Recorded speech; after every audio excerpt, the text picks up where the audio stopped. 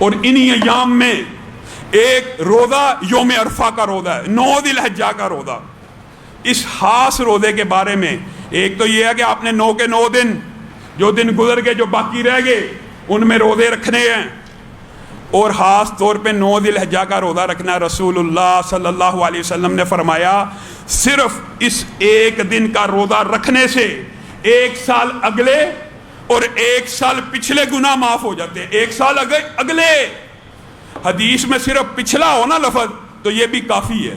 اگلے کا مطلب کیا ہے؟ اللہ کی قسم یہ جو اگلے کی بات ہے نا، یہ اتنا بڑا درجہ ہے، یہ اتنا بڑا شرف ہے، یہ اتنی بڑی منزل ہے کہ میں اور آپ اس سے غافل ہیں۔ یہ خوشخبریاں، یہ بشارتیں رسول اللہ صلی اللہ علیہ وسلم نے صحابہ کے علاوہ کسی کو نہیں دیں۔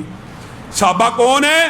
جن کے اگلے اور پچھلے معاف ہیں۔ ان کے تو سارے سال کے نہیں، ساری زندگی کے اگلے پچھلے معاف ہو گئے نا، مغفور ہیں اللہ کی بارگاہ میں۔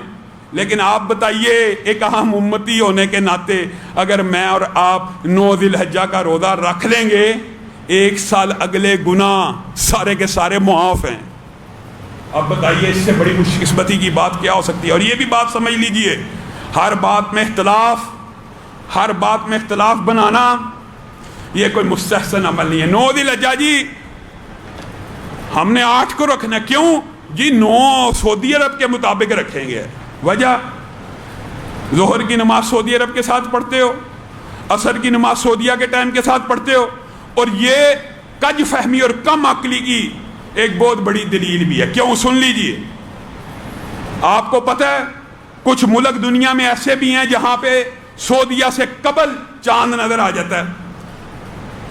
جن ممالک میں سعودیہ سے قبل چاند نظر آ جاتا ہے، ان ممالک میں تو یوم عرفہ اگر آپ سعودیہ کے ساتھ رکھنے کی کوشش کریں، ان ممالک میں تو عید ہوگی، تو عید کے دن روزہ رکھیں گے۔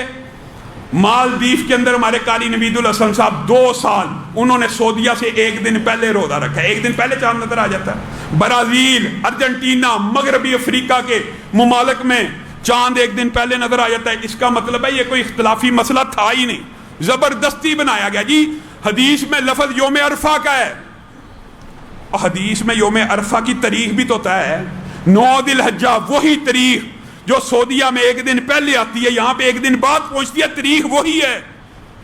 آپ کو یہ کون سا مغالطہ ہے؟ یہ وسوسہ ڈالا گیا ہے۔ جو بندہ 9 کے 9 رکھتا ہے وہ تو ویسے ہی اجر و فضیلت پائے گا، اور جس نے 1 رکھنا ہے وہ شک کا روزہ 8 کا نہ رکھے، وہ صرف 9 ذی الحجہ کا پاکستان کے مطابق روزہ رکھے، انشاءاللہ یوم عرفہ کے ثواب کو پالے گا۔ یہ کوئی اختلافی مسئلہ ہی نہیں۔